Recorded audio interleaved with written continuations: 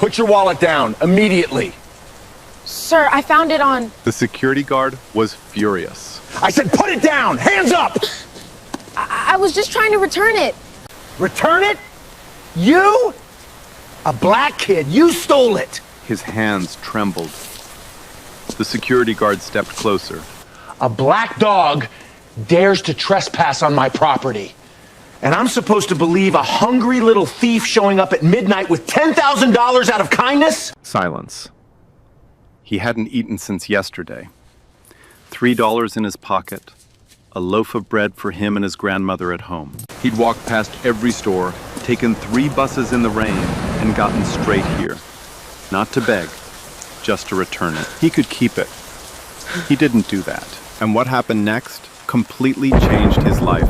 12 hours earlier, Tyler Williams woke up to the sound of coughing. Not the small kind, the deep, rattling kind that made the walls feel thin. His grandmother, Nora Phillips, stood at the kitchen sink, one hand on the counter, the other pressed against her chest. 68 years old, 3 medications she couldn't afford, a body that was giving up faster than she'd ever admit. Grandma, sit down. I'm fine, baby. You're not fine. Sit. She sat. He opened the cabinet. Half a box of rice, 1 can of beans, no bread, no eggs, no milk. The kind of empty that doesn't echo. It just stares back at you. Her pill bottles lined the counter. 2 empty, 1 almost gone. Refill wasn't for another 11 days. He poured the last handful of cereal into a bowl and placed it in front of her. Then he filled a glass of water for himself. Where's yours? I already ate. Tyler James Williams, don't you lie to me in my own kitchen. He kissed her forehead. She caught his wrist. Thin fingers, iron grip. Your mama would be so proud of who you are. Don't you ever let this world make you hard. He grabbed his jacket and walked out the door. Behind him, the fridge hummed, nearly empty, just like everything else in that apartment. The peeling wallpaper, the one working lamp, the leak in the ceiling they'd stopped putting a bucket under because the bucket had a hole too. 6:15 a.m., Hank's Diner. Tyler tied his apron and hit the floor before the first customer sat down. Coffee, plates, refills, wipe the counter, repeat. 4 hours of "excuse me" and "yes ma'am" and "coming right up," all with a smile he built from scratch every morning. Hank Dawson, 62, thick arms, a face like cracked leather, watched him from the kitchen window. Halfway through the rush, he slid a plate of scrambled eggs across the pass. Eat. I'm good, Hank. That wasn't a question. Tyler ate standing up. First food in 31 hours. He didn't taste it. He inhaled it. 3 p.m. Save Mart Grocery, second shift.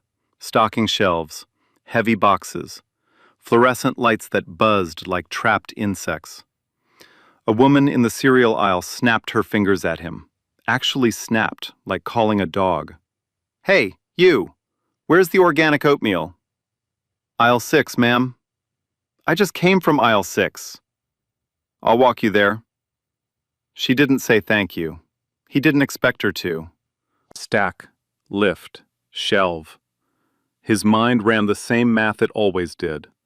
$3.12 after tips. Not enough for medicine. Barely enough for bread. By 10:45 p.m., his body was finished. 16 hours on his feet. His back screamed. His stomach had gone past hunger into something quieter, a dull, hollow ache that lived behind his ribs. $3.12 in his pocket. 1 loaf of bread. That's all it could buy. For him and Grandma. Split down the middle. 10:48 p.m. Bus stop. The last bus pulled away exactly 30 seconds before he reached the stop. Tyler watched the taillights blur in the rain. Gone. He started walking. 11 blocks in, something caught his eye. Near a storm drain. Leather. Dark brown. Expensive. A wallet. Not the kind you buy at a gas station. The kind that costs more than rent. He picked it up. Opened it. Driver's license. Dorothy Crawford. Address. 845 Ashton Hills Drive. A neighborhood he'd only ever seen through bus windows. A black American Express card. And cash. He counted it twice. $10,000. His hands shook. Not from the cold. Nobody would know. He could walk into any store right now and eat for the first time in weeks. $10,000 could pay the electric bill 3 times over. 6 months of Nora's medications. A full fridge, the kind he'd forgotten existed. Maybe even fix the ceiling. Maybe even breathe. He stood in the rain for a long time. The money sat in his palm like a question. Then he noticed the note, folded, tucked behind the bills, handwritten in shaky cursive. For Dorothy, come home. 3 words, come home. Somebody out there was waiting, worried, missing her. Tyler closed the wallet, looked at the bus schedule posted on the pole.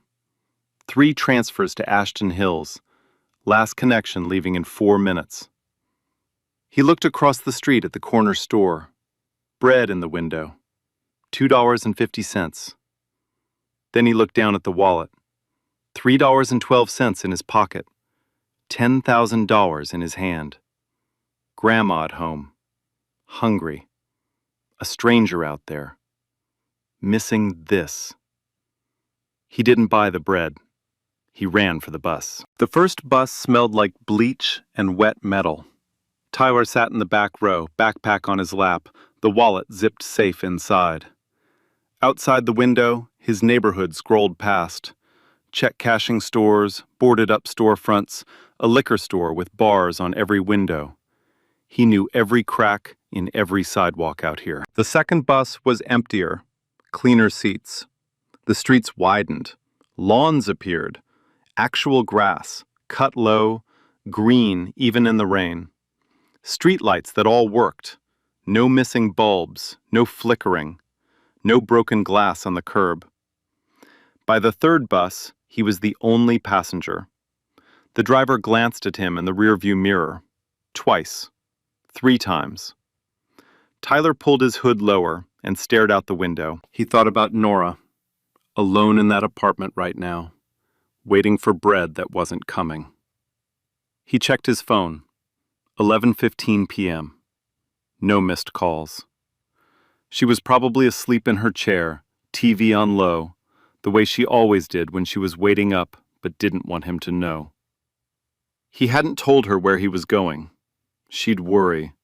Or worse, she'd tell him to keep the money. And some part of him knew that if she said it out loud, he might listen. He pressed his forehead against the cold glass. His reflection stared back. Dark circles under his eyes, jaw tight. A boy pretending to be a man because nobody else was going to do it for him. Outside, a family sat in a bright dining room. White tablecloth, candles, plates full of food. A kid about his age laughing at something on his phone. Tyler looked away. Ashton Hills. He'd seen the name on the news once. Ashton Hills homeowners oppose new bus route. That kind of neighborhood. The kind that voted against bus stops because bus stops brought people like him. The houses here didn't look like houses. They looked like statements. Stone facades, circular driveways with 3 cars each. Porch lights that existed for decoration, not survival. Sprinkler systems running in the rain. Watering lawns that were already drowning. Every block was a mirror, showing Tyler everything he didn't have, everything Nora would never have. He got off at the last stop. No sidewalk from here, just a private road lined with oak trees older than his grandmother. His sneakers were soaked through. Every step sounded like peeling tape off wet cardboard.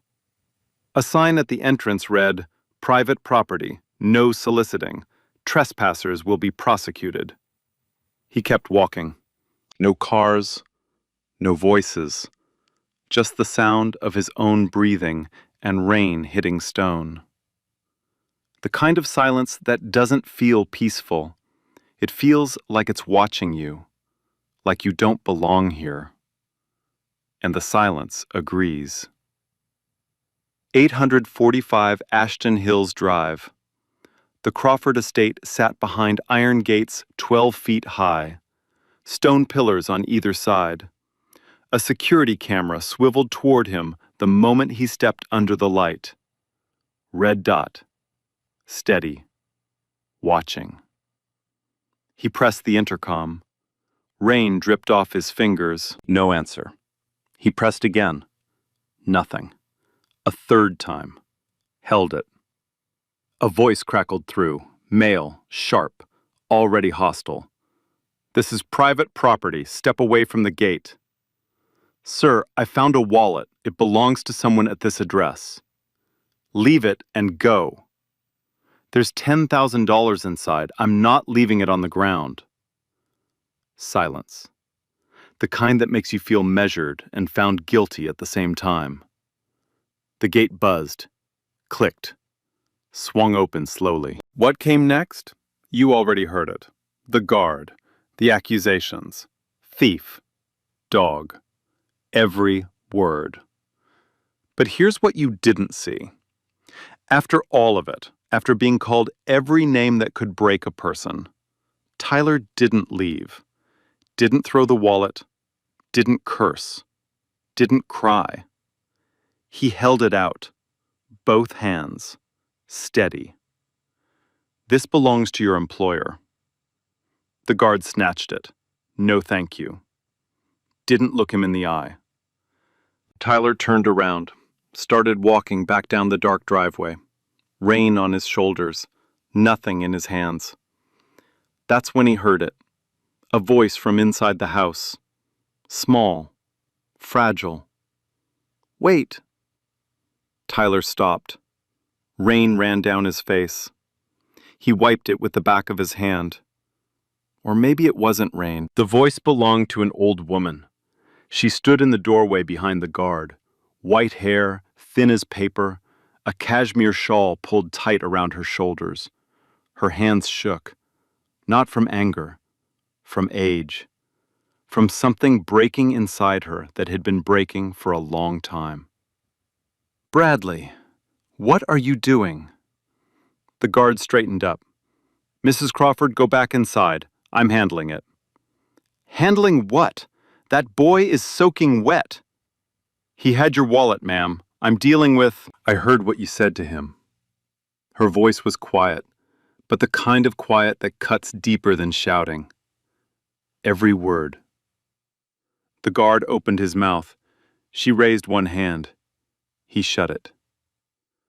Dorothy Crawford, 78 years old, early-stage dementia, a woman whose own son hadn't visited in 6 weeks, stepped past her security guard and walked toward Tyler. Her slippers got wet on the stone. She didn't care. She stopped in front of him, looked at his face, rain between them. "You found my wallet?" "Yes, ma'am." "And you came all the way here? In this rain? At this hour?" "Yes, ma'am." She took his hands, cold fingers around cold fingers. "You're freezing, sweetheart. Come inside." "Ma'am, I should probably go." "You should probably eat something and dry off. That's what you should probably do." The guard stepped forward. "Mrs. Crawford, I really don't think—" She turned around slowly, looked at him the way only a woman who's outlived her patience can. "Bradley, get this young man a towel and something warm to drink. Now." He didn't move. "Now, Bradley." He moved. Tyler followed her inside. His sneakers squeaked on the marble floor. He tried to walk softly, tried not to drip. The foyer was bigger than his entire apartment. Chandelier overhead, oil paintings on the walls, a staircase that curved up into somewhere he couldn't see. The air smelled like old wood and lavender. Everything in here was clean, polished, still, like a museum no one visited anymore. Dorothy led him to a sitting room off the hallway, a fireplace, 2 armchairs, bookshelves floor to ceiling. She motioned for him to sit. He hesitated. "Sit, please." He sat, his wet clothes pressed against the fabric. He felt like he was ruining something. She sat across from him. Her eyes, pale blue, a little cloudy, studied him. Not with suspicion, not with pity, with something else. Something he almost didn't recognize because nobody had looked at him like that in a long time. Curiosity and kindness. "What's your name?" "Tyler. Tyler Williams." "Tyler." She said it like she was tasting the word. "Most people would have kept that wallet, Tyler." "I know. $10,000. That's a lot of money." "Yes, ma'am." "But you didn't keep it." "No, ma'am." "Why not?" He thought about it. Not because he didn't know the answer, but because he'd never had to say it out loud before. "Because it's not mine." Dorothy looked at him for a long time. The fire crackled, rain hit the windows. Then she smiled. Small. Real. "That tells me everything I need to know about you." From the hallway, Bradley Holt returned with a towel and a cup of tea. He set both down on the side table without looking at Tyler. His jaw was tight. His eyes were somewhere else. Calculating. Already making a phone call in his head. Tyler didn't notice. But we should. Dorothy talked the way people talk when they haven't had anyone to listen in a long time. Slowly, carefully, like she was afraid the words might run out. "My husband, Harold, used to sit in that chair you're in. Every evening, same spot. He'd read to me. Poetry, mostly. Sometimes the newspaper if he wanted to start an argument." She smiled at the memory. Then the smile faded. "He passed 4 years ago. Heart attack. Middle of breakfast. 1 minute he was buttering toast. Next minute he was gone." Tyler didn't say anything. He just listened. Sometimes that's enough. "After Harold died, my son Grant, he runs Pinnacle Holdings, maybe you've heard of it. He moved me here, said it was safer, closer to his office, said he'd visit every week." She paused. "He came twice the first month, once the second. Then it became phone calls, then texts, then nothing. 6 weeks now, not a word." The fire crackled. Rain tapped the windows. "I have Bradley, and a housekeeper who comes 3 times a week, and 4,000 square feet of a house that echoes when you walk through it." She looked around the room. "Do you know what loneliness sounds like, Tyler?" He nodded. "Yeah, I do." "Then you understand more than most people twice your age." She told him about the afternoon she lost the wallet. She wasn't supposed to go out alone. Her doctor had said so. Bradley had said so. Everyone had said so. But she couldn't stand another hour in this house. She wanted to visit the park bench where Harold used to read to her. 3 blocks from the old house, she took a taxi, sat on the bench for an hour, talked to Harold like he was still there. On the way back, the wallet must have slipped from her coat. I didn't even realize it was gone until midnight. Bradley was furious, made calls, filed a report, and then, she looked at Tyler, you showed up. "The note inside," Tyler said quietly.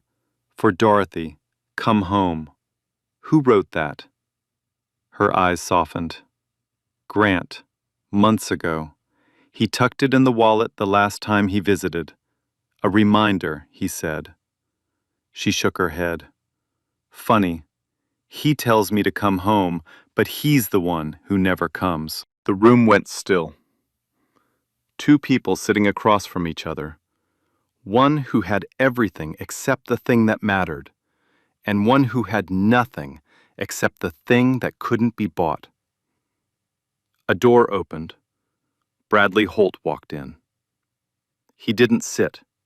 He stood, the way people stand when they want you to know they're in charge. Mr. Crawford has authorized a $500 reward. He placed a white envelope on the table between them. For the return of the wallet. Tyler looked at the envelope. $500. That was the electric bill. Nora's medication. A full fridge. A week without the math running in the back of his head. He reached for it. That should settle things, Holt said. His tone was clear. Take the money and leave. That's insulting, Bradley.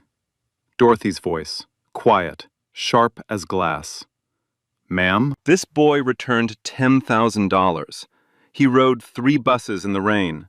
He stood at our gate and let you call him every foul name in the English language. And you're handing him $500 in an envelope like you're paying a delivery fee. Holt's jaw tightened.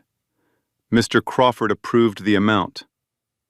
Mr. Crawford doesn't know what happened here tonight, and when he finds out, I suspect that amount will be the least of your concerns. Silence. Holt's eyes flickered. Something behind them. Worry. Just a flash. Dorothy turned to Tyler. Her voice softened. I'm not going to insult you with money, Tyler, but I'd like to ask you something. Yes, ma'am?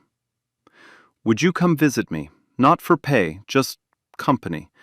I don't have many people to talk to anymore, and you're the first person in a long time who sat in that chair and actually listened. Tyler looked at the envelope, then at Dorothy. Ma'am, I don't think your family would be comfortable with... My family isn't here. She held his gaze.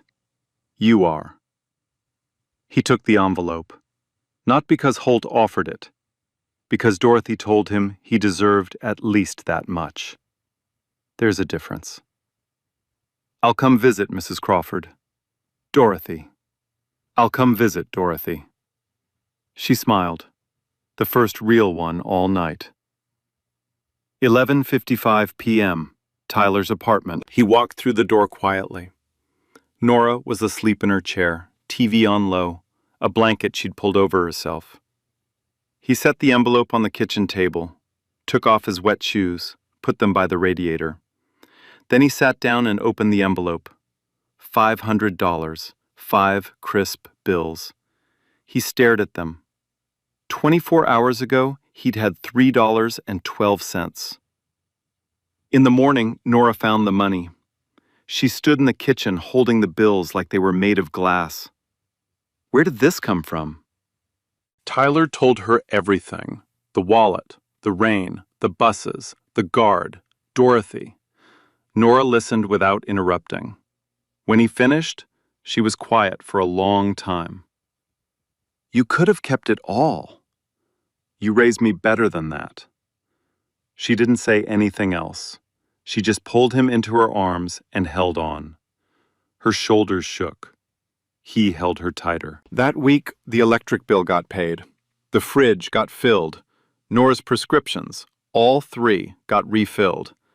Tyler bought 2 loaves of bread, one for them, one for Hank, who'd been sliding him free eggs for months without ever saying why.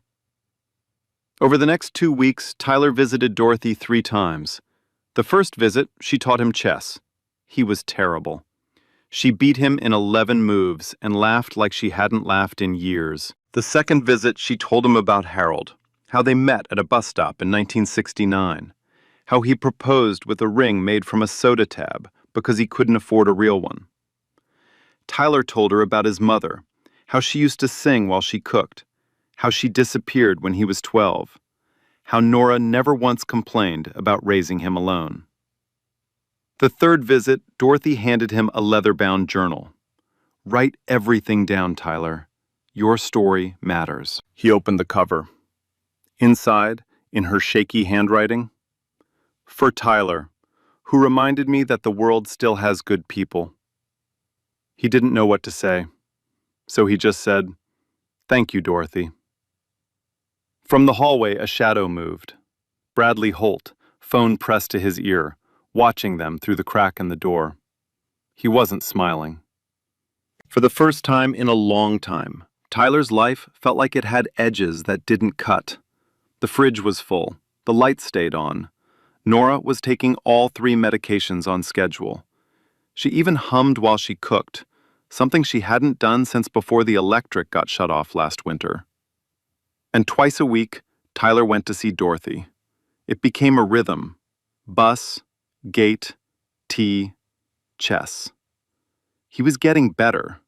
Not good. Dorothy still crushed him in under 20 moves. But better. She noticed. "You're learning to think 3 steps ahead," she said one afternoon in the garden.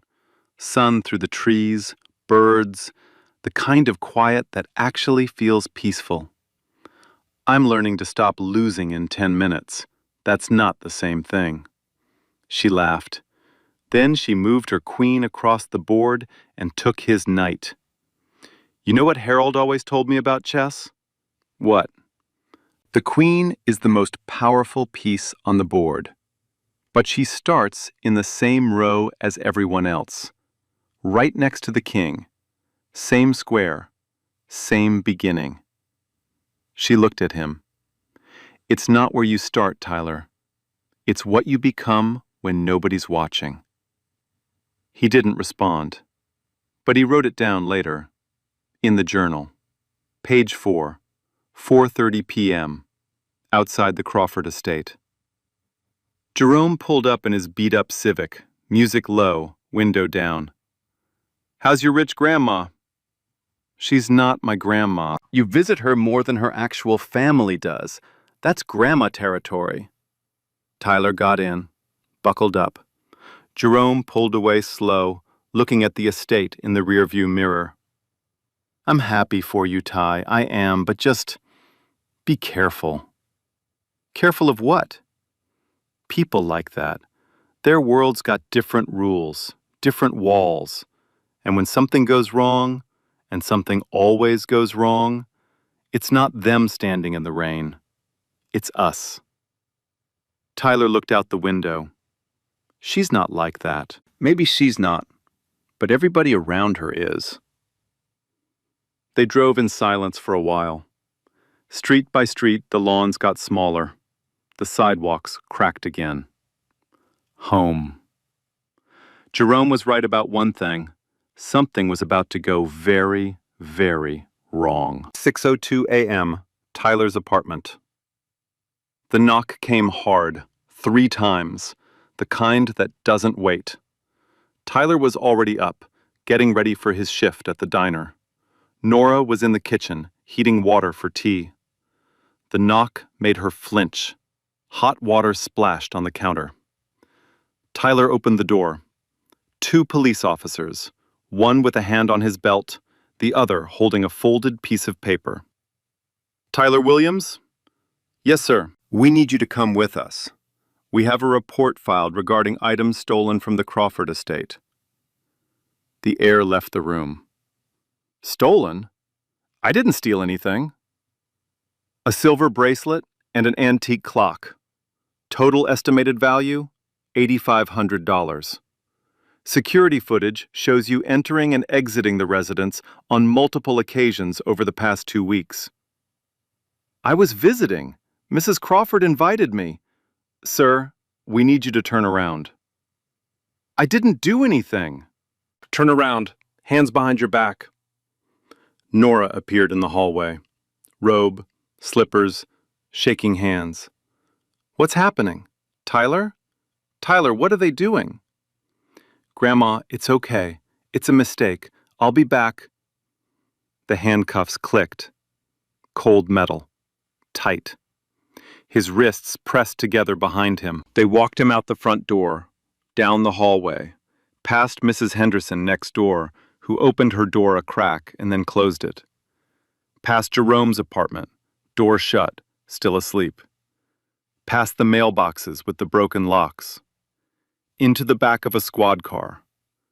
Through the window, he saw Nora standing in the doorway, one hand on the frame, the other over her mouth. getting smaller as the car pulled away. He didn't cry. He wanted to, but he didn't. 7:40 a.m., police station, interview room, fluorescent light, gray walls, a metal table bolted to the floor, one chair on each side. The chair was cold. Everything was cold. A detective sat across from him, mid-40s, tired face, coffee-stained folder. "Tyler, walk me through it." "I found a wallet. I returned it. Mrs. Crawford, Dorothy, she invited me to come back. I visited 3 times. We played chess. I never stole anything." The report was filed by Bradley Holt, head of security for the Crawford estate. He says a silver bracelet, a family heirloom, and a 19th century mantel clock went missing during the period of your visits. He has security footage placing you in the house. Of course he has footage of me in the house. I was invited. By Mrs. Crawford. Yes. The detective leaned back, opened the folder, read something, closed it. "Tyler, Mrs. Crawford has been diagnosed with early-stage dementia. Are you aware of that?" Tyler felt the floor shift under him. "What does that have to do with—" "It means her testimony regarding your visits, the invitation, the nature of your relationship, may not hold up. Legally, her account is unreliable. She's sharp, she's funny, she beats me at chess in 20 moves. I'm not questioning her character. I'm telling you what a court would say." Silence. Tyler stared at the table. The scratch marks on the surface. The ring stain from someone else's coffee. How many people had sat in this chair? How many of them looked like him? "I returned $10,000. If I was going to steal, why would I give back $10,000 and take a bracelet?" The detective paused, looked at him. Really looked. "That's a good question. So why am I here?" The detective didn't answer. He closed the folder, stood up, and left the room. Tyler sat alone, fluorescent light buzzing above him. His hands were free now.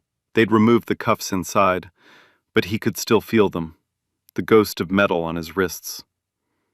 He thought about Nora, standing in that doorway, getting smaller. He thought about Dorothy, her shaky handwriting in the journal. For Tyler, who reminded me that the world still has good people. Good people, sitting in a police station, for being good. And here's what Tyler didn't know. Bradley Holt had been stealing from Dorothy Crawford for 14 months. Small amounts at first, a few hundred here, a few hundred there. Household expenses that got quietly rerouted into a personal account. Supply invoices for things that were never purchased. Maintenance fees for work that was never done. Over 14 months, the total reached $120,000. It was easy. Grant Crawford was absent, consumed by Pinnacle Holdings, traveling 6 days a week, communicating through assistants. Dorothy's memory was slipping. She couldn't track what she'd approved and what she hadn't. The housekeeper came 3 days a week and kept her head down. Nobody was watching. Nobody. Until Tyler showed up. A 19-year-old kid who visited twice a week, who sat with Dorothy for hours, who listened, who made her laugh, who made her sharper on her good days, more present, more aware, more likely to ask questions about where things went. Holt saw it happening. Week by week, Dorothy was becoming more herself around Tyler, more alert, more curious. Sooner or later, she'd notice the money. Or worse, she'd mention Tyler to Grant, and Grant would start paying attention. One audit, one look at the books, that's all it would take. So Holt did what people like Holt do. He created a problem, and he made Tyler the problem. The bracelet was in a storage closet in the garage. Holt put it there himself, midnight, No witnesses, no cameras in the garage hallway. He moved the clock to the same closet. Then, he filed a police report. Theft. Burglary. A young black man with no lawyer, no resources, and no witnesses except an elderly woman whose memory the courts wouldn't trust. Clean. Surgical. Invisible. Except for one thing. The main hallway had cameras Holt controlled. But the sitting room, Dorothy's room, had an older system. Separate server. Installed by Harold Crawford 15 years ago. Holt didn't manage it. He barely knew it existed. That camera saw everything. Every visit Tyler made, every chess game, every conversation. Every time Holt entered that room alone, and what he touched when he did. The truth was sitting on a server in the basement, waiting. But Tyler didn't know that. Nobody did. Not yet. Tyler was released at noon. No charges filed. Yet. The detective told him not to leave town. Said it like a warning. Said it like a promise. He walked home. No bus fare. 45 minutes in the sun this time, which felt like a cruel joke after last night's rain. Nora was sitting at the kitchen table when he walked in. She hadn't moved. The tea was cold. The TV was off. She looked at him. He looked at her. "I didn't do it, Grandma." "I know." 2 words. That's all she needed to say. He sat down across from her. She reached over and held his hand. They stayed like that for a while. His phone buzzed. Jerome. "Ty, what happened? Mrs. Henderson told me she saw cops at your door this morning." "They think I stole from Dorothy's house." "Did you call a lawyer?" "With what money, Jerome?" Silence on the line. Then, "I'm calling Hank." "Hank? What's Hank gonna do?" "I don't know. But that man's been feeding you free eggs for 6 months. He's the only person with a phone number I'd trust." Jerome hung up. 20 minutes later, Hank Dawson was standing in his diner kitchen, apron off, phone to his ear. He wasn't calling a lawyer. He was calling someone better. Claire Ashford, 53, board member of the Crawford Foundation, former forensic accountant, and the woman who'd been quietly flagging inconsistencies in Dorothy Crawford's household expenditure reports for the past 3 months. Hank had known Claire for 11 years. She ate at his diner every Thursday, same booth, same order, same $2 tip that became 20 when she found out he was hiring kids from the neighborhood. "Claire, I need a favor." "What kind?" "The kind where you look at something and tell me if it smells the way I think it smells." He told her about Tyler, all of it, the wallet, the rain, the visits, the arrest. Claire listened the way forensic accountants listen, without interrupting, building a spreadsheet in her head. The security head filed the report? Bradley Holt. Holt. She said the name like she'd been waiting to say it. "I've been watching his expense filings for months. Supply invoices that don't match inventory. Maintenance contracts with companies that don't exist. I flagged it twice. Both times it got buried." "How much are we talking?" "If I'm right, over 6 figures." Hank exhaled. "So this kid gets arrested for stealing a bracelet, and the guy who filed the report has been draining the old woman's accounts for over a year." "That's exactly what I'm thinking." "Can you prove it?" "I need access to the estate's security system, the full system, not just the clips Holt submitted to police." "And how do you get that?" "I'm on the foundation board. Dorothy's estate falls under our fiduciary oversight. I don't need Holt's permission. I need a court order." She paused. "Or, I need Dorothy to let me in." 2 days later, the Crawford estate. Claire arrived at 10 a.m. Professional, calm. A leather briefcase and an authorization letter from the foundation's legal counsel. Holt met her at the door. His smile was perfect. His eyes were not. "Ms. Ashford, I wasn't expecting—" I'm here to review the household security records as part of a routine fiduciary audit. Mrs. Crawford has been notified. I can pull the relevant files for you.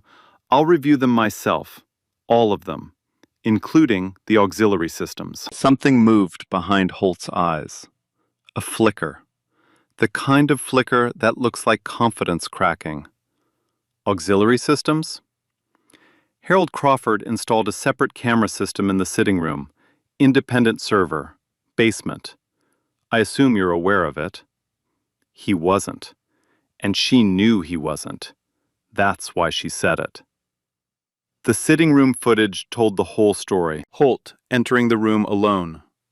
Opening Dorothy's cabinet. Removing the silver bracelet. Placing it in his jacket pocket. Walking to the garage. Storing it in a closet behind a toolbox. Same thing with the clock. Both timestamps, 3 days before he filed the police report.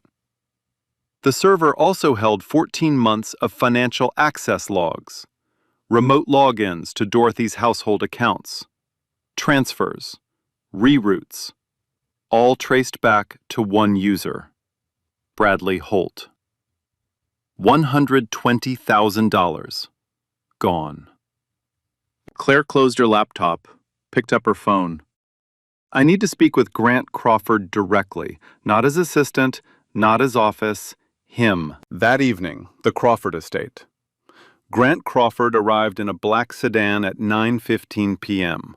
No entourage, no assistant, just a man in a wrinkled suit who looked like he hadn't slept on the flight. He didn't ring the bell. He had a key. He hadn't used it in 6 weeks. Claire met him in the foyer. She didn't shake his hand. She opened her laptop. Watch. Grant watched. All of it. The sitting room footage, Holt removing the bracelet, Holt moving the clock, the financial logs, 14 months of transfers, reroutes, ghost invoices, $120,000 drained from his mother's accounts while he was in boardrooms and business dinners pretending the distance didn't matter. He didn't shout. He didn't slam the table. He sat perfectly still. His jaw worked back and forth, slow, like he was grinding something down inside himself. Where is Holt now? In the guest house. He doesn't know I'm here. And the boy, the one who returned the wallet. Tyler Williams, 19 years old, arrested 2 days ago based on Holt's report, released without charges, but the report is still on file. Arrested. Grant repeated the word like he was tasting poison. He returned $10,000 to my mother, and he got arrested? Yes. Silence. Long. Heavy. The kind that bends furniture. Grant closed the laptop, stood up. Fire him tonight. I'll call the police myself. And Claire, get me everything on Tyler Williams. Everything. 20 minutes later, Bradley Holt was standing in the driveway. No jacket, no phone. A cardboard box in his hands. 2 officers waiting by a cruiser. He didn't say a word. There was nothing left to say. The gate closed behind him. 4 weeks later, the Crawford Foundation Annual Gala. 300 guests. Black tie. Crystal chandeliers. A ballroom in the Kensington Grand Hotel that cost more per night than Tyler made in a month. Tyler sat in the back row. Nora beside him in a dress she'd borrowed from Mrs. Henderson next door. Jerome on his other side, pulling at his collar like it was choking him. Why are we here, Ty? Dorothy invited us. She said Grant wanted to meet me. Meet you? In there? Jerome looked around. Bro, I don't even know which fork to use. There's only one fork, Jerome. There's 3. I counted. Nora reached over and squeezed Tyler's hand. Sit up straight, baby. He sat up straight. The lights dimmed. Grant Crawford walked to the podium. Tall, gray at the temples. Calm in the way only people who've never had to worry about rent can be calm. He looked out at the room, didn't smile, didn't greet, just looked. I want to tell you a story tonight. It's not a comfortable one. The room shifted. Glasses stopped clinking. 5 weeks ago, a 19-year-old young man was walking home from his second job. It was past 11. He'd been working since 6 in the morning. He hadn't eaten a full meal in 2 days. He had $3 in his pocket, enough for one loaf of bread. That loaf was going to be split between him and his grandmother. Tyler's chest tightened. He didn't know this was coming. On the way home, he found a wallet on the sidewalk. Inside was $10,000 in cash, a credit card, and a note written by me that read, "For Dorothy, come home." Grant paused. Let the silence do the work. The wallet belonged to my mother. She'd lost it that afternoon.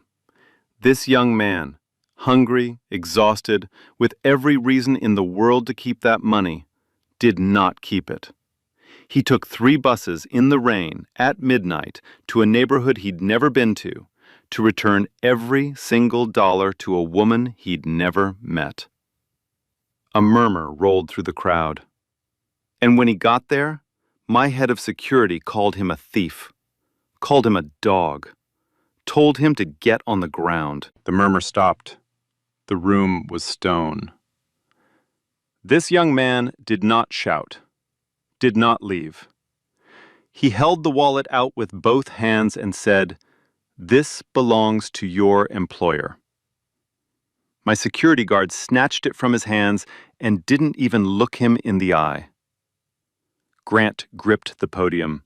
His voice stayed level, but something underneath it was shaking. My mother, Dorothy Crawford, 78 years old, heard everything from inside the house. She walked outside in her slippers, in the rain, and brought this young man inside. She gave him a towel, a cup of tea. And over the next 2 weeks, something happened that I failed to make happen in 4 years. She found a friend, someone who listened to her, someone who visited, someone who cared. He reached under the podium, pulled out a leather-bound journal, held it up. My mother gave him this journal. Inside the cover, she wrote, "For Tyler, who reminded me that the world still has good people." Tyler's throat closed. Nora's hand tightened on his. And then my head of security, the man I trusted to protect my mother, framed this young man for theft. He planted evidence, filed a false police report, had this boy arrested in front of his grandmother at 6 in the morning. Handcuffs, squad car, all of it. The screen behind Grant lit up, a grainy security image. Tyler, torn hoodie, walking away from the wallet in the rain, alone. He did this to cover up his own crimes. Bradley Holt stole over $120,000 from my mother over 14 months. And when a 19-year-old kid with $3 in his pocket threatened to expose that, simply by being kind, Holt tried to destroy him.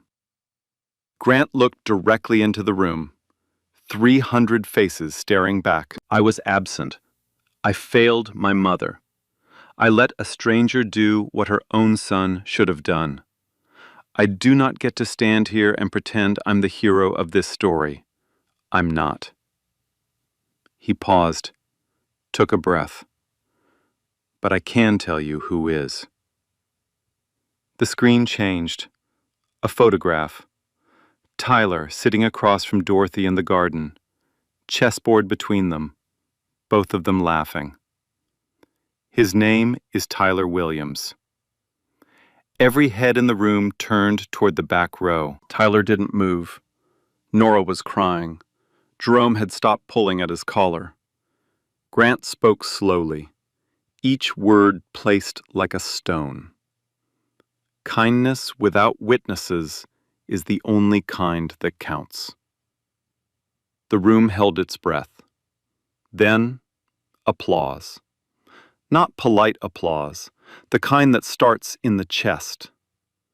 Tonight, the Crawford Foundation is establishing a full scholarship, tuition, housing, books, and a living stipend for Tyler Williams to attend any college or program of his choice.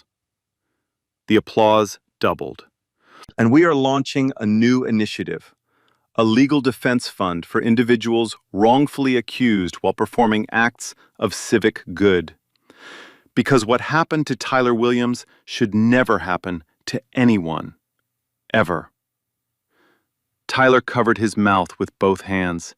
His shoulders shook. Nora pulled him close. Jerome put a hand on his back. 300 people standing, clapping, some crying. And in the back row, a boy who hadn't eaten bread that night so a stranger could have her wallet back. That boy finally exhaled. The following week, the Crawford estate.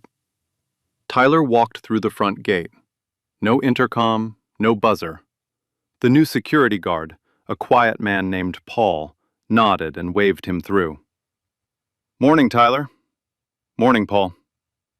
The front door was open. Dorothy was already in the sitting room, chessboard set, tea poured. 2 cups this time. She looked up when he walked in. Her eyes were clear today. A good day. "You're late." Bus was slow. "Excuses. Sit." He sat. She moved first. Pawn to e4. He answered. Pawn to e5. The same opening they always played. The rhythm of it. Move, pause, think, move. Felt like breathing. "I saw the news," she said without looking up. "About the gala. Grant showed me the video." "Yeah? You cried." "I didn't cry." "Tyler, I have dementia, not blindness." He laughed. She laughed. The sound filled the room the way Harold's voice used to. "Dorothy." "Thank you for everything." She moved her queen, took his bishop. "Don't thank me. You did this. All I did was open the door." She looked at him over the chessboard. "And you walked through it. That took more courage than anything I've ever done."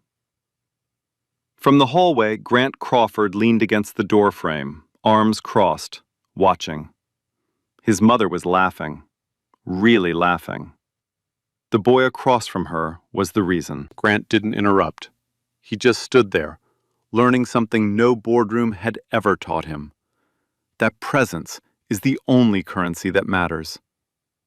Later, walking Tyler to the gate, Grant said quietly, "You gave my mother something I couldn't. Time." Tyler looked at him. "You still can.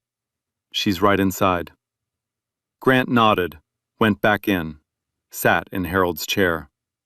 Dorothy looked at him, surprised, then not surprised, then something softer than both.